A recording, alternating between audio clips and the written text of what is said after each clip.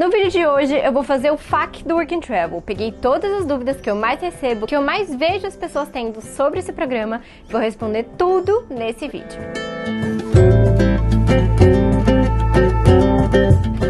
Mas antes de começar, não se esqueça que este canal é o único canal focado de Work and Travel do YouTube. E tem uma playlist aqui com mais de 50 vídeos só sobre esse assunto. Então, além de você ver esse vídeo que responde as principais dúvidas e já vai te ajudar muito, tem muitos outros vídeos com muito conteúdo para te ajudar nessa jornada do Work and Travel. A primeira pergunta clássica é: precisa estar na faculdade? Sim, precisa. Você precisa estar matriculado numa instituição de ensino superior. Este é um dos pré-requisitos do Work and Travel. Não dá para fazer sem ter uma matrícula de faculdade. Tem gente que se matricula numa faculdade só para fazer Work and Travel. Então você precisa ter uma matrícula de uma universidade de ensino superior para fazer o Work and Travel. Pode pós, mestrado ou doutorado? Pós-graduação não pode. Mestrado e doutorado sim. Pode ensino à distância?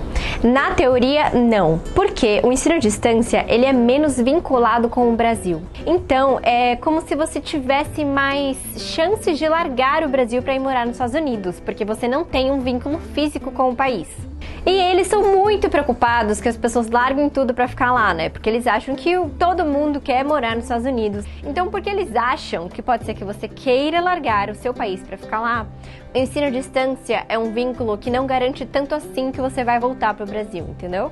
Se na sua matrícula não estiver escrito que é ensino à distância, você consegue, mas se for uma faculdade que está escrito que é ensino à distância, é um pouco arriscado.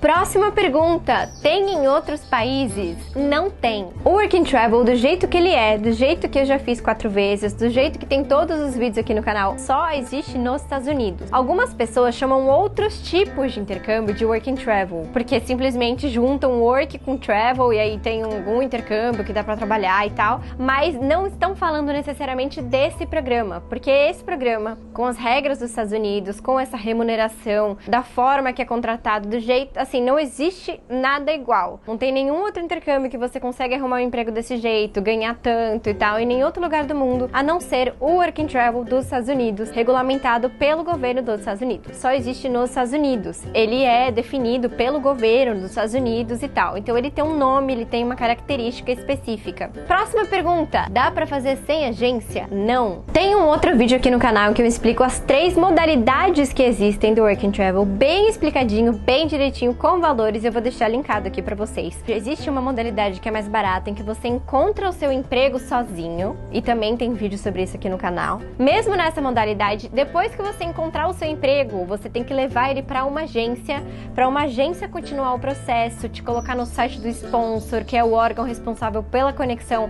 entre você e o seu emprego. Então, mesmo na opção que é mais barata, em que você faz parte do processo sem a ajuda da agência, depois você vai precisar levar para a agência para ela continuar uma parte do processo por você, que você não pode fazer sozinho. Só existem 2 sponsors no Brasil que fecham direto com o intercambista. Então eles fazem o papel de sponsor e agência ao mesmo tempo. E eles são mais baratos, porém eu não falo deles aqui e eu não costumo falar porque eu nunca fiz intercâmbio com eles. Eu não conheço o trabalho deles. Eu já ouvi relatos controversos a respeito de pessoas que tiveram experiências ruins. Então eu prefiro não me associar o meu nome, o nome do meu trabalho com eles. Então por isso que eu não falo deles aqui. Qual a diferença de você fechar com uma agência e você fechar direto com esses sponsors que eu comentei? Então sempre haverá um sponsor envolvido.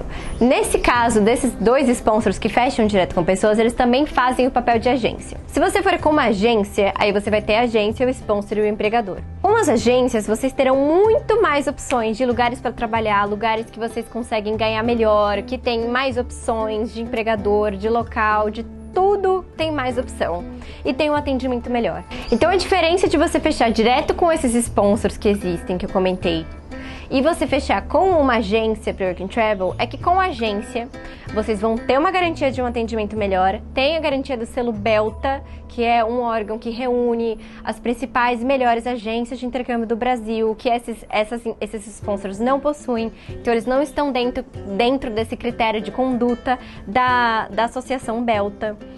Eu acho que esse caso de fechar só com sponsor é só em último caso mesmo, se você não se importa de ir para uma opção menos interessante, de você talvez ter um atendimento precário, as pessoas não conseguem juntar tanto dinheiro, que é uma coisa que muita gente procura no Work and Travel. Porque como esses dois sponsors têm menos vagas, você vai ficar muito mais limitado. Mas ele é mais barato, então em último caso tem essa opção. Pode ser que algumas pessoas precisem dessa opção, por isso que eu estou dizendo que ela existe, então fica a seu critério.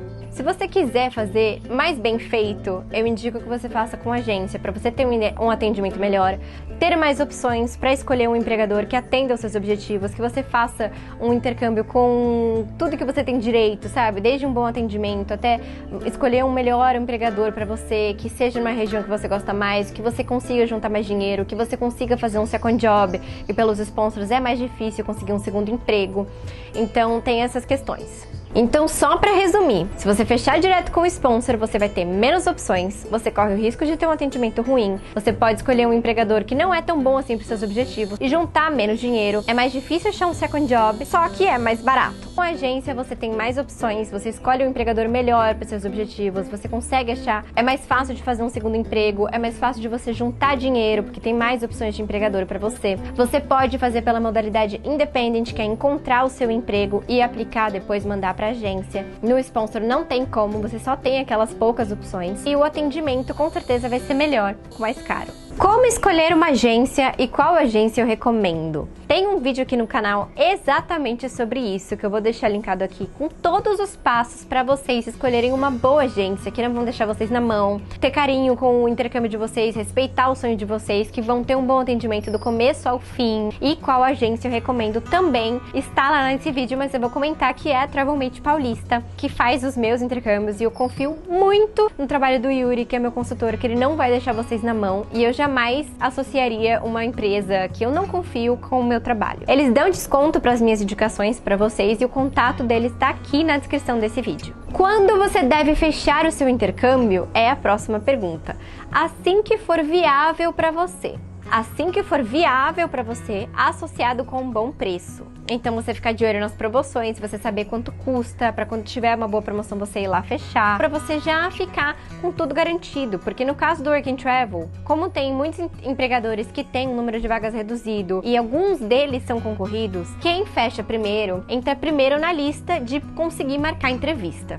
Então essa é a única questão do Work and Travel de você fechar antes, é você garantir que você vai ter prioridade para conseguir marcar entrevista com os empregadores mais concorridos. Não são muitos que são concorridos, tem alguns apenas só, então se isso for importante para você, é algo para você levar em conta. Mas até outubro você consegue fechar e ter um emprego. Só que se você deixar para fechar outubro para setembro, muitos empregadores já vão ter contratado muita gente e não vai ter mais tantas opções de lugar para você trabalhar. Então, se você quiser garantir que você vai conseguir olhar para todas as opções e escolher qual é a melhor para você, com o melhor custo-benefício, melhor salário, enfim, os mais legais, você tem que fechar antes de junho, porque é a partir de junho, julho que começam as entrevistas. Como funciona a moradia do Work and Travel? O Work and Travel é um intercâmbio em que você fica bem independente, como se você fosse ser um cidadão americano por alguns meses, porque você vai ter que pagar suas contas e você vai ter que trabalhar. A maioria dos empregadores oferece housing, oferece uma moradia para quem vai trabalhar lá. Mas você não é obrigado a ficar nessa moradia se você não quiser. E alguns deles não oferecem, você tem que encontrar por conta própria. Então tem as duas opções. Ou você vai ficar no house do empregador, ou você vai encontrar uma casa sozinho. Os valores do housing variam muito, eles vão de 50 a 150 dólares por semana. O transporte de cada cidade vai variar demais, porque assim, você pode fazer Work and Travel praticamente nos Estados Unidos inteiro. Se você estiver num lugar muito pequeno, às vezes nem tem transporte público em cidades muito pequenas. Mas se for uma cidade pequena turística, aí já vai ter o transporte público melhor. No meu primeiro emprego, não tinha nenhum transporte público na cidade. O empregador dava carro pra gente se locomover. Eram 2 carros para 14 pessoas, 2 vans para 14 pessoas. Um outro Work and Travel que eu fiz uma cidade mais turística, então tinha os ônibus da cidade, dava pra ir de ônibus para todo lugar, e eles passavam, tinha um aplicativo que dá para ver o horário, eles eram de graça, inclusive, Então o transporte vai variar muito de cidade para cidade. Se você for para uma cidade um pouco mais estruturada, turística, com uma montanha de esqui ou com um sistema melhor da cidade, enfim, uma cidade mais estruturada, com mais infraestrutura, um pouquinho maior, vai ter transporte público. Como funcionam as folgas do Work and Travel? Em geral, você tem 2 dias de folga por semana. Mas, conversando com seu chefe, dependendo da demanda de trabalho que aquele lugar que você vai trabalhar tem, você consegue tirar mais folgas ou menos. Então você pode organizar para tirar uns dias a mais de folga e viajar durante o seu programa, caso você não possa aproveitar o Grace Period, por exemplo, e queira conhecer um pouco mais, viajar durante o programa. Você pode conversar com seu chefe. Se tiver funcionários suficientes, eles liberam para você tirar mais dias de folga. Se você quiser trabalhar mais e juntar mais dinheiro, vai depender da quantidade de horas disponíveis daquele empregador e quantas pessoas tem para trabalhar também. Se tiver muita gente, pode ser que falte horas extras ou falte horas para você. Se tiver menos gente, talvez você não consiga nem tirar folga porque eles vão precisar de você. Então você vai ter 2 dias de folga e aí dependendo do empregador, de quantas horas tem disponível, de quantas pessoas eles têm para trabalhar, você consegue tirar mais folga ou trabalhar mais. Uma outra pergunta muito importante é: dá para recuperar o investimento? É certeza que você vai recuperar o investimento que você fez para ir? Na maioria dos casos, sim, mas isso depende exclusivamente de você. Vai depender de 2 coisas. Você escolher e pesquisar muito bem o empregador que você está pensando em ir, saber quanto costumam ganhar lá, se dá para juntar uma grana legal lá, se tem disponibilidade de hora extra ou se tem bastante opção de segundo emprego naquela região. E a segunda coisa que você precisa ter para conseguir recuperar o seu investimento é a organização financeira, que não adianta você ir para um empregador que você ganha pra caramba e você gastar tudo com coisa que você não precisa porque você não sabe cuidar do seu dinheiro. Então primeiro, você vai escolher bem o seu empregador, saber quanto dá para ganhar naquele lugar, quantas outras pessoas já ganharam, se dá para fazer hora extra ou se dá para fazer um segundo emprego. Vai cuidar do seu dinheiro, não vai gastar com besteira, vai saber juntar e economizar para conseguir juntar essa grana. Penúltima pergunta: como é ir sozinho? Como é fazer amizades? Viajar sozinho é descobrir que você é muito mais capaz do que você imaginava. Você vai ter que desenvolver muito a sua capacidade social. Viajar com amigos é muito bom, mas é como se você levasse um pedaço da sua zona de conforto com você.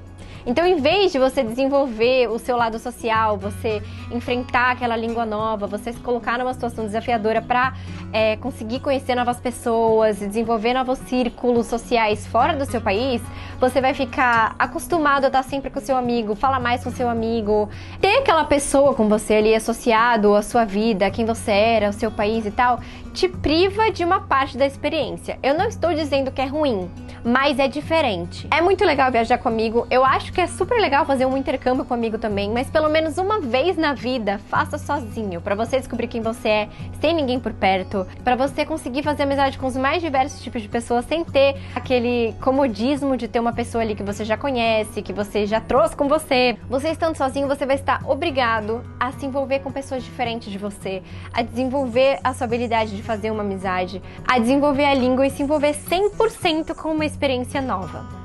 E fazer amizade é igual em qualquer língua. O que você tem que fazer é puxar papo com as pessoas, tentar encontrar assuntos em comum, experiências em comum para vocês irem conversando. Você ouvindo também outras pessoas, você vai aprender muito sobre aquele lugar, sobre novas experiências, outras formas de ver o mundo. E aí, se a energia bateu, bateu.